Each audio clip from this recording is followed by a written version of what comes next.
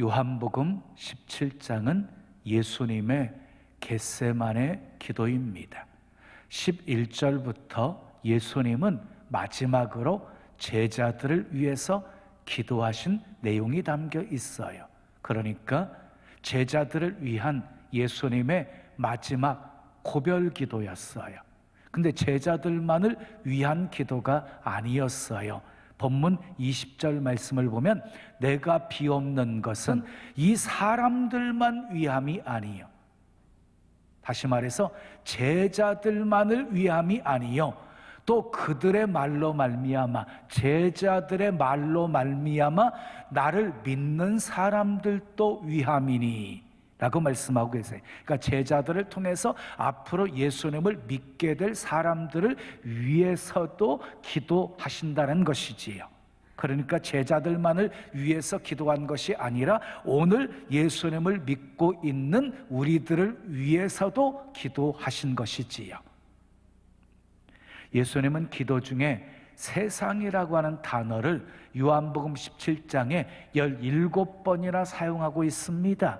17번이나 세상이라는 단어를 사용하고 있는 것을 보면 그 단어가 주는 의미가 굉장히 중요함을 알 수가 있는 것이지요. 본문 15절 말씀 읽어요. 시작. 내가 비옵는 것은 그들을 세상에서 데려가시기를 위함이 아니요 그랬어요. 예수님은요, 제자들을 세상에서 데려가시는 것 원하지 않으셨어요. 제자들은 변함없이 세상에 존재해야 할 필요가 있었던 사람이었기 때문이에요. 예수님이 산상설교에서 우리들을 향해서 너희는 세상의 소금이다, 너희는 세상의 빛이다 라고 말씀하고 있습니다. 세상 밖의 소금이 아닙니다. 세상 밖의 빛이 아닙니다.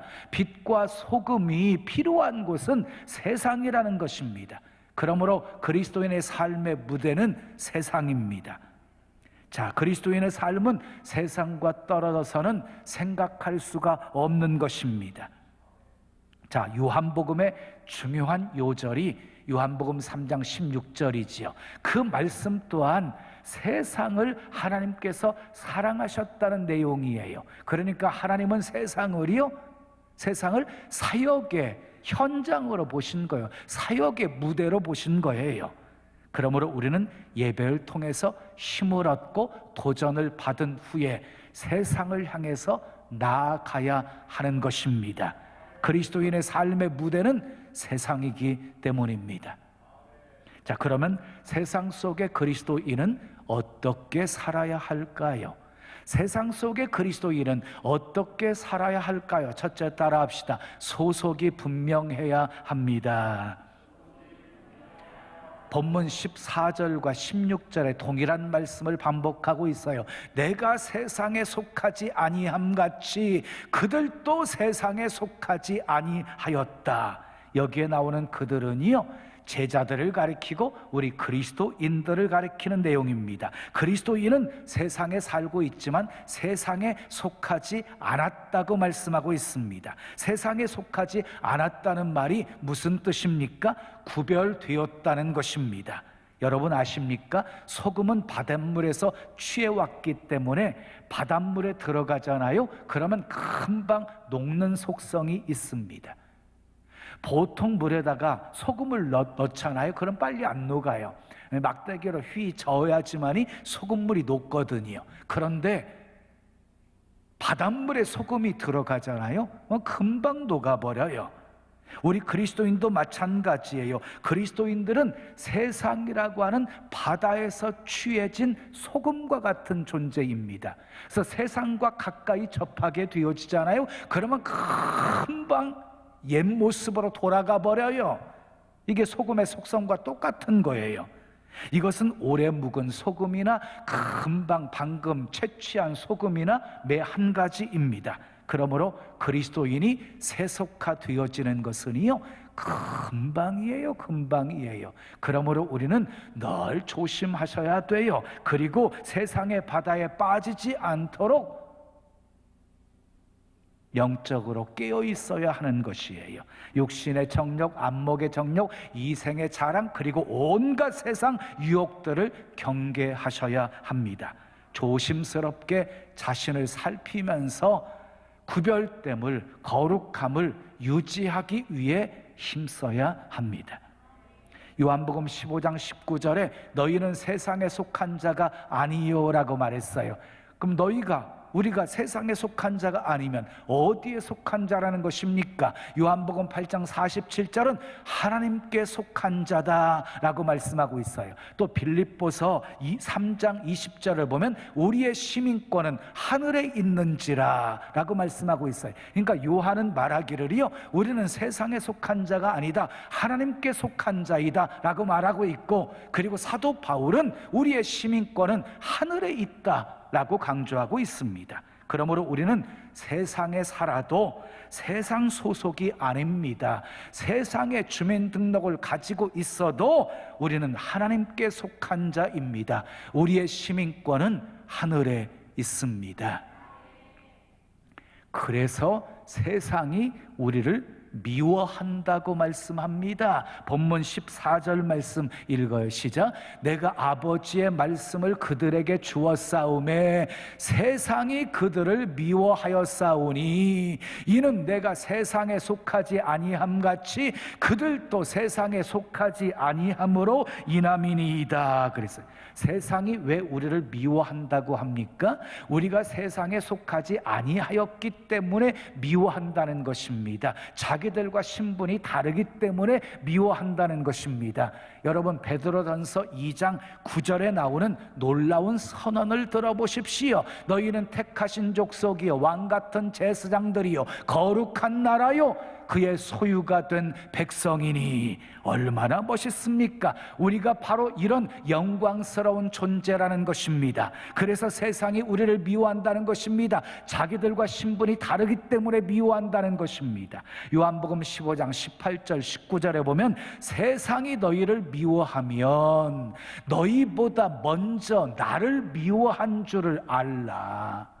너희가 세상에 속하였으면 세상이 자기의 것을 사랑할 것이나 너희는 세상에 속한 자가 아니요 도리어 내가 너희를 세상에서 택하였기 때문에 세상이 너희를 미워하느니라.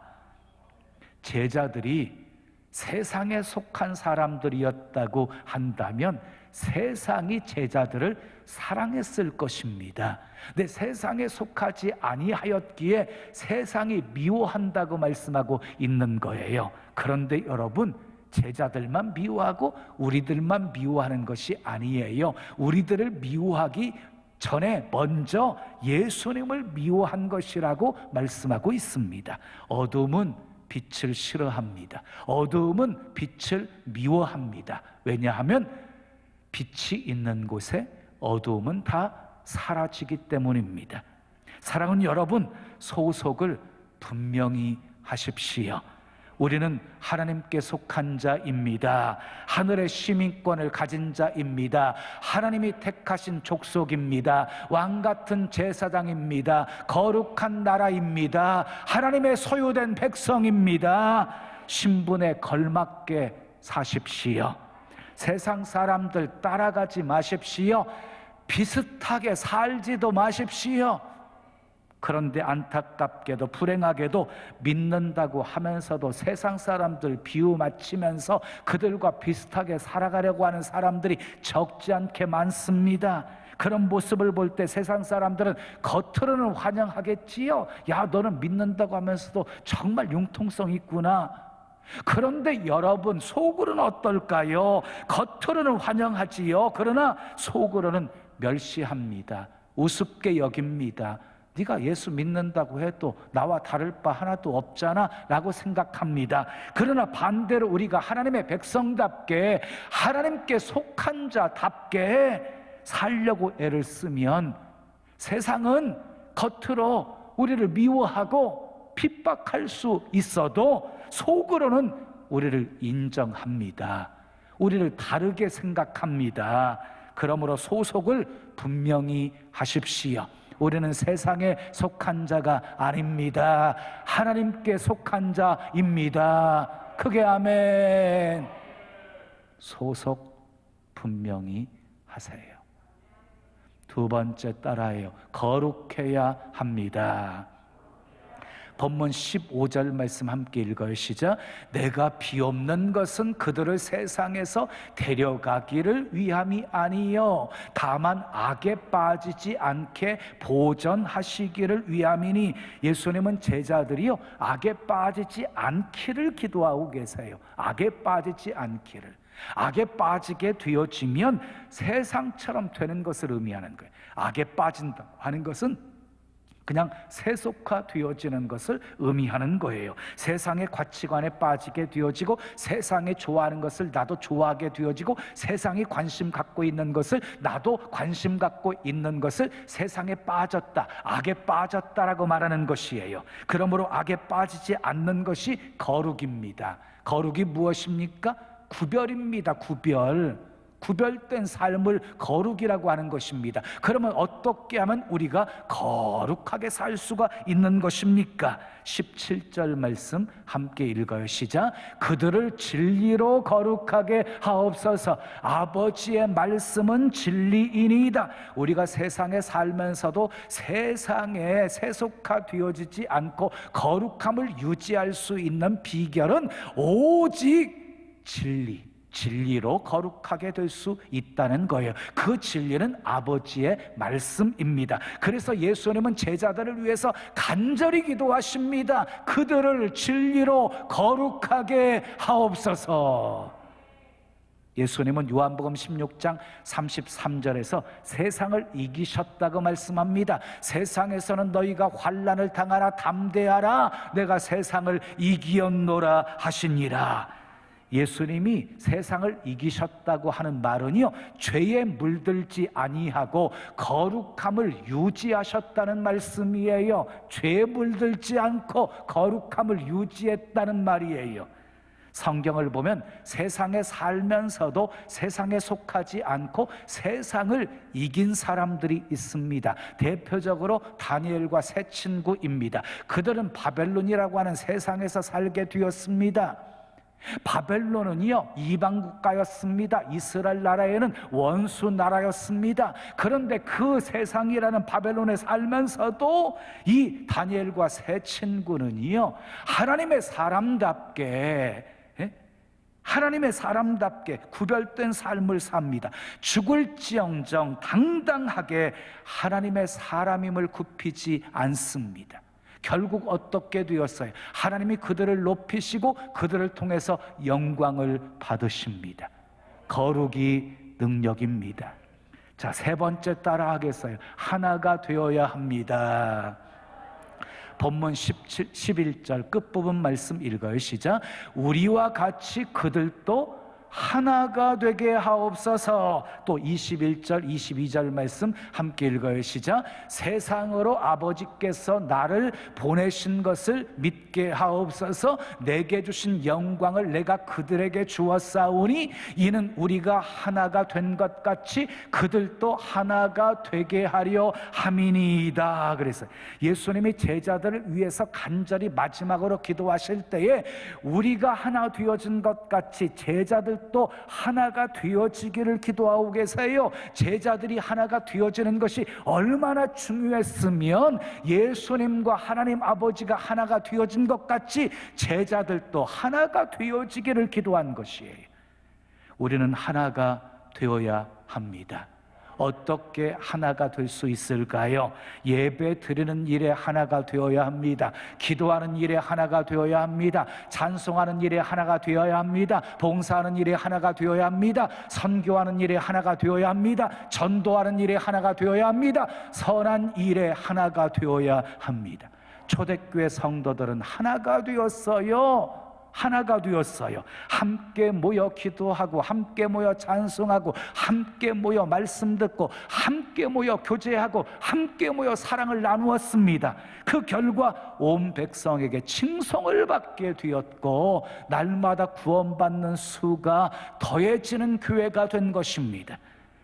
현대는 다원주의 시대입니다. 그래서 종교까지 하나가 되자고 외치고 있습니다. 그러나 기억하십시오. 진리와 비진리는 결코 하나가 될 수 없습니다.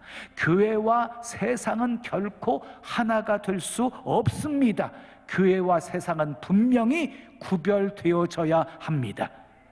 하나님이 제일 싫어하는 것이 무엇인 줄 아십니까? 섞이는 거예요. 섞이는 거. 혼합주의예요. 혼합주의.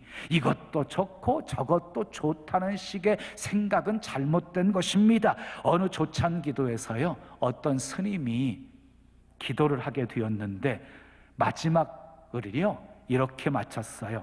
석가모니 부처님, 성모 마리아님, 그리고 예수님의 이름으로 기도합니다. 스님이니까 그렇게 기도할 수 있었겠지요. 종교다원주의니까. 목사가 그렇게 기도했다고 한다면 이단이지요. 어디 그게 목사겠어요? 여러분, 이스라엘 백성들이 약속의 땅 가나안 땅에 들어가요. 가나안 땅에 살면서 그들은 악을 행해요. 그 악이 무엇이었어요? 가나안 거주민들이 섬겼던 바알을 섬기고 아세라를 섬긴 거예요. 이방 우상들을 섬기게 되어진 거예요. 다시 말해서 하나님 안 섬긴 게 아니에요. 하나님도 섬기고 이방신도 섬기고 혼합주의였어요. 혼합주의. 그래서 하나님의 징계를 자초하게 되어진 거예요. 여러분, 하나님이 가장 싫어하는 게 혼합주의예요. 혼합주의는 그리스도인을 하나님으로부터 떼어놓는 사탄의 강력한 무기입니다. 속지 마십시오. 우리는 세상과 하나가 되어지면 안 됩니다. 그러나 아름다운 공동체를 만들기 위해서는 하나가 되어야 합니다. 그래서 빌립보서 2장 2절에 마음을 같이하여 같은 사랑을 가지고 뜻을 합하며 한 마음을 품으라라고 말씀하고 있고, 에베소 4장 3절에 평안에 매는 줄로 성령의 하나 되게 하신 것을 힘써 지키라고 말씀하고 있습니다. 우리는 하나 되어야 합니다. 교회도 하나가 되어야 합니다. 가정도 하나가 되어야 합니다. 성령이 하나 되게 하신 것 우리 힘써 지킵시다. 아멘. 마지막 네 번째 따라합시다. 사명을 위해 살아야 합니다. 본문 18절 말씀 함께 읽어요. 시작. 아버지께서 나를 세상에 보내신 것 같이 나도 그들을 세상에 보내었고. 여러분, 아버지께서 나를 세상에 보내셨다. 아버지께서 나를 세상에 보내셨다. 예수님이요, 얼마나 많이 이 말씀을 인용하는지 몰라요. 자, 요한복음을 보게 되어지면은요 16번이나 아버지가 나를 보내셨다라는 말을 사용하고 계세요. 다시 말해서 하나님 아버지가 나를 보내셨다. 굉장한 프라이드로 알고 예수님은 사역을 하신 거예요. 그런데 놀랍게도 예수님은 이 사실을 똑같이 우리에게 적용하고 계십니다. 나도 그들을 세상에 보내노라. 예수님이 하나님의 보내심을 받은 것처럼 예수님도 우리를 세상에 보내신다라고 말씀하고 있습니다. 하나님이 예수님을 왜 세상에 보내셨습니까? 요한복음 3장 16절에 답이 있어요. 하나님이 세상을 이처럼 사랑하사 독생자를 주셨으니 이는 저를 믿는 자마다 멸망치 않고 영생을 얻게 하려 하심이니라. 하나님이 예수님을 세상에 보내신 것은 세상을 구원하시기 위해서 보내신 것이에요. 그래서 예수님은 세상에 오시자마자 가난한 자들에게 복음을 전파하십니다. 병든 자들에게 나음을 선포하십니다. 억눌린 자, 눅된 자들에게 노임과 해방을 선포하셨습니다. 그래서 햇살이 힘있게 비추어 어둠을 몰아내듯이 하나님의 영광의 빛이 온 세상을 비추기 시작했습니다. 근데 놀라운 것은 예수님께서 이 영광스러운 일을 우리에게도 맡기셨다는 것입니다. 주님께서 우리에게 이렇게 말씀하십니다. 나는 이제 하늘나라로 간다. 나 대신 너희를 세상에 보낸다. 내가 하던 일을 이제는 너희가 하라. 이 세상을 밝혀라. 이 세상을 변화시켜라. 이 세상을 치료하라. 이 세상을 구원하라. 이 세상을 하나님의 나라로 만들어라. 이 얼마나 영광스러운 명령입니까? 우리는 나를 보내신 이가 누구시며 내가 이 땅에 존재하는 이유가 무엇인지 한시도 잊으시면 안 됩니다. 이 말씀을 듣는 여러분들 가슴 속에 흥분의 불길이 일어나기를 바랍니다. 우리에게 다시 한번 새로운 자존심이 생겨나기를 바랍니다. 이 말씀 때문에 나라고 하는 존재가 정말 대단한 존재라구나, 자신을 바라보는 눈이 새롭게 열리기를 바랍니다. 부르심 받고 사명을 받은 사도 바울은요, 사명을 위해서 살았습니다. 나의 달려갈 길과 주 예수께 받은 사명, 곧 은혜의 복음을 증거하는 일을 마치려 하면은 나의 생명 조금도 귀한 것으로 여기지 아니하노라. 내가 살아도 주를 위해 살고 죽어도 주를 위하여 죽나니 나는 사나 죽으나 주의 것이로다. 하나님이 나를 통해서 무엇을 하려고 하시는지 분명한 비전을 볼 수 있기를 바랍니다. 사랑하는 여러분, 사명을 발견하셨습니까? 그것을 위해서 달려가고 있습니까? 파송받은 마음으로 출근하십시오. 파송받은 마음으로 학교 가십시오. 세상에 나가기를 주저하지 마십시오. 용감하게 나아가십시오. 거룩하지 않는 세상에서 여러분의 거룩함을 드러내며 사십시오. 맡겨진 역할 최선을 다하며 사십시오. 예수님께서 제자들을 크게 3번 파송하셨어요. 훈련하신 다음에 파송하셨고, 2번째 부활하신 후에 파송하셨고, 3번째 승천하기 직전에 제자들을 파송하셨습니다. 우리도 주님이 세상으로 파송하셨습니다. 우리는 세상으로 보냄받은 사람들입니다. 그러므로 그리스도인은 예배당에만 머무르지 않습니다. 세상이 두려워 은둔 생활하지 않습니다. 여기가 좋사오니 고백하며 끼리끼리 모여서 있지 않습니다. 주님 말씀하신 것처럼 세상으로 나아갑니다. 우리가 예배당에 모이는 것은 흩어지기 위해서 모이는 것입니다. 예배당에 모여서 은혜 받고 능력 받고 그리고 세상으로 나가는 것입니다. 그러므로 진정한 신앙생활은 예배당 문을 나서면서부터 시작되는 것입니다. 우리는 세상의 소금이고 세상의 빛이기 때문입니다. 예배를 마치고 예배당에 빠져나가는 성도들의 모습이 정말 좋습니다. 세상으로 힘차게 걸어나가는 모습이 정말 아름답습니다. 교회에서 집으로 가는 것이 아닙니다. 교회에서 삶의 무대로 가는 것입니다. 삶의 현장으로 가는 것입니다. 이제 말씀을 마무리합니다. 예수님께서 겟세마네 동산에서 마지막으로 제자들을 위해서 기도하셨습니다.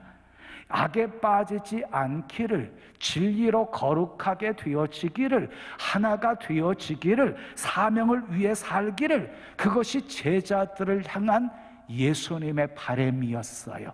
그 예수님의 바람을 이루어 드리는 것이 아버지의 뜻입니다. 사랑하는 여러분, 우리는 세상에 속한 자가 아닙니다. 하나님께 속한 자입니다. 소속을 분명히 하십시오. 거룩한 삶을 사십시오. 하나 되기를 힘쓰십시오. 사명을 위해서 사십시오. 우리는 세상에서 부름받은 하나님의 백성입니다. 그리고 세상으로 보냄받은 예수님의 제자들입니다. 지금은 선교 헌금 시간입니다. 이 예배를 통해 삶 가운데 은혜와 회복이 충만하시길 간절히 기도합니다.